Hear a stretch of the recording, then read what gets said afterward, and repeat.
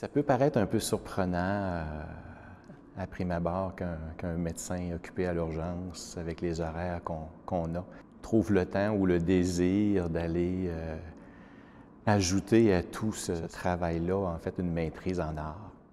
Ça fait longtemps que je fais de la photo, qui est ma pratique artistique principale. Une pratique artistique d'ailleurs qui a, jusqu'à la maîtrise, été en marge de la médecine. En parallèle à ça, en médecine, bon, on est introduit à la recherche. J'en ai jamais fait une carrière de chercheur, mais on y est sensibilisé et il y avait toujours ce désir-là un peu d'aller pousser plus loin et à force de lire sur la photographie, sur l'art, d'en venir envisager justement de pousser aussi le côté recherche.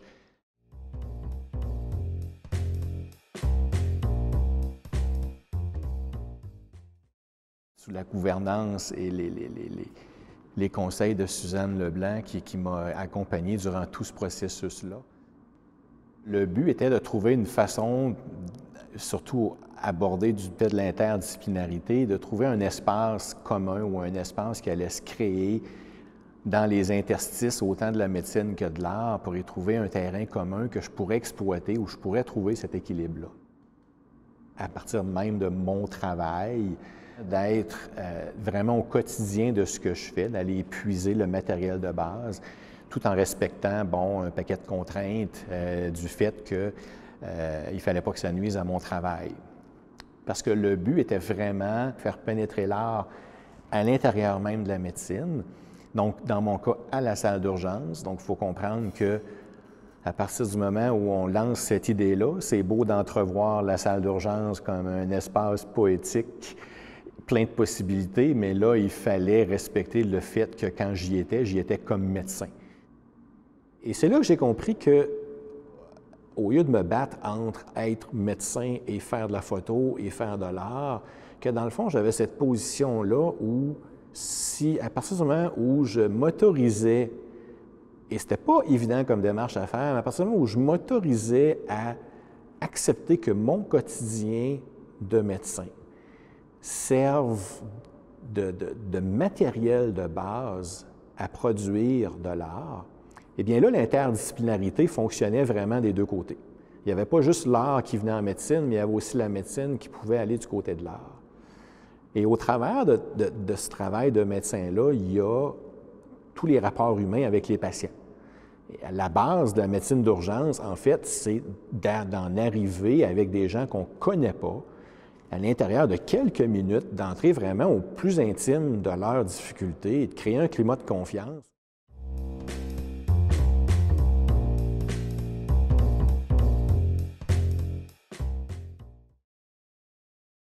En médecine, surtout en médecine d'urgence, on a au fil des années développé beaucoup d'algorithmes, beaucoup de protocoles pour aider à la prise de décision rapide. Il m'est apparu naturel que le protocole allait être le liant, en fait, le facilitateur de ces passages-là entre art et médecine.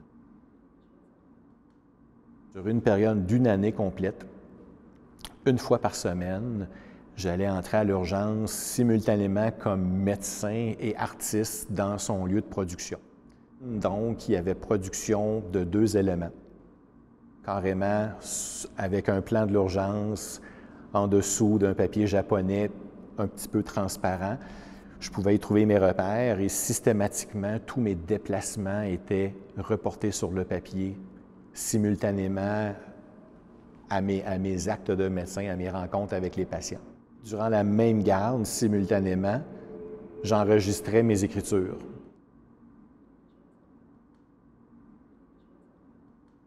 Par transfert, simplement, lorsque j'écrivais, je mettais la feuille du dossier sur la feuille de carbone et j'écrivais ce que j'avais à écrire comme médecin. Il n'y avait aucune donnée nominale qui était transférée. Nos feuilles à l'urgence sont déjà pré-identifiées par l'ordinateur, donc nulle part apparaissait le nom des patients et tout. Donc, ça permettait, encore là, en respect de la confidentialité et des règles d'éthique, de carrément, par cette interface du carbone, en arriver à superposer 8 à 10 heures d'écriture sur la même feuille pour au final créer cette texture-là et enregistrer en fait d'une façon différente et créer un autre matériel à partir de ce que je fais tous les jours, c'est-à-dire écrire dans les dossiers de mes patients. Donc, une fois par semaine, pendant 1 an, ça a donné lieu à 48 tableaux. La partie écriture était vraiment, au moment où je le faisais, dans le contexte où je le faisais, une forme de critique institutionnelle de notre façon de travailler à l'urgence à l'époque. C'était le moment où on introduisait le dossier électronique des patients. Et il y avait vraiment constamment des bugs informatiques avec le dossier qui fait que on ne voyait pas vraiment venir l'avantage pour nous dans notre travail où on doit rapidement mettre les données du patient, les retrouver.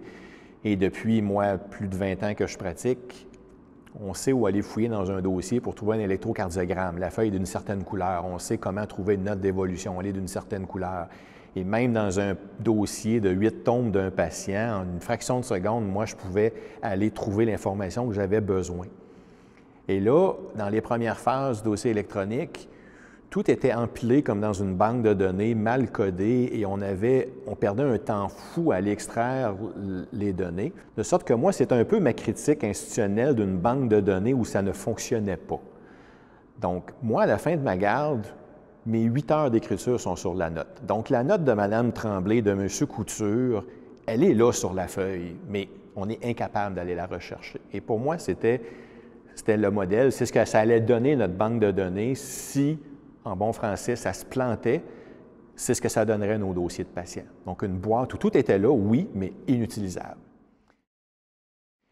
Les tracés amenaient un défi différent où, là, je me promenais avec une plaquette de bois qui avait pratiquement 16 pouces par 20 pouces, avec les feuilles par-dessus, clippées, et là, je me promenais dans l'urgence avec ce dispositif-là. Bon, il faut comprendre que les tracés étaient faits presque en simultané. Ils n'étaient pas faits pendant que je me déplaçais d'un patient à l'autre, ça n'aurait pas été envisageable. Mais on a quelques endroits stratégiques où on s'assoit dans l'urgence. Donc, quand j'allais dans un secteur, je partais avec ma plaquette, j'allais voir mon patient. Quand je venais me rasseoir pour écrire, j'en profitais pour tout de suite inscrire sur la feuille où j'avais été, combien de fois, à gauche, à droite du patient. Tout était vraiment noté. Moi, je faisais mon travail, je faisais la production artistique en même temps. Le personnel infirmier, le personnel de soutien, les spécialistes à la longue se sont habitués à me voir me promener avec cette plaquette-là une fois par semaine. Presque 6 mois avant de le faire, on avait testé différents papiers, différents crayons. Donc, ça s'est fait un peu graduellement, de sorte que quand j'ai commencé le protocole un 1er janvier, ça faisait déjà presque 6 mois, moi, que je me prenais dans l'urgence avec différents matériels à tester des choses. Les gens savaient que je faisais la maîtrise. Donc, il y avait vraiment une démarche derrière ça pour eux. Et ça n'a vraiment pas causé de problème.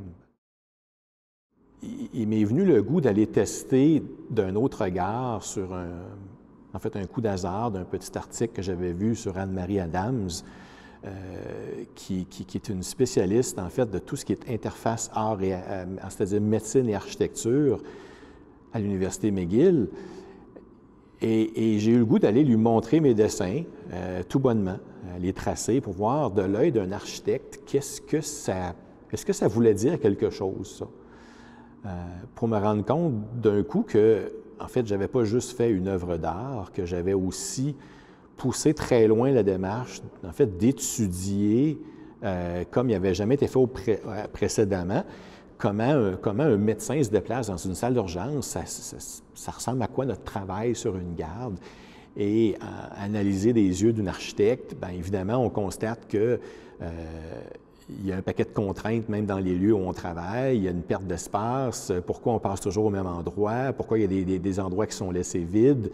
Et dans le contexte où là, on préparait une nouvelle urgence, je me suis dit, bon, cette banque de données-là, est-ce qu'elle pourrait servir?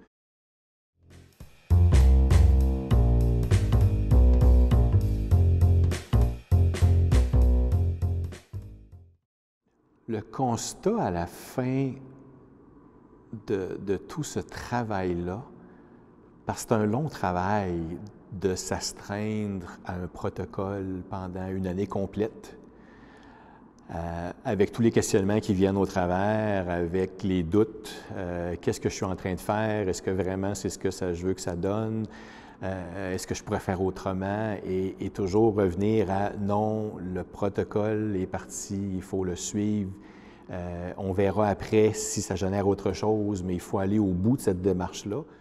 Le dernier dessin que j'ai fait, un 29 décembre, j'ai décidé de faire apparaître les patients sur le dessin, donc sur le tracé. Et sur ce tracé-là, on peut y voir un paquet de lettres et des chiffres.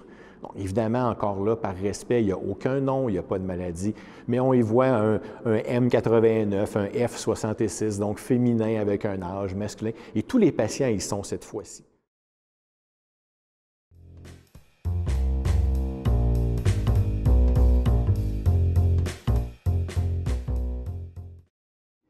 Il m'est apparu vers la fin que, en fait, il fallait que je fasse plus de place aux patients.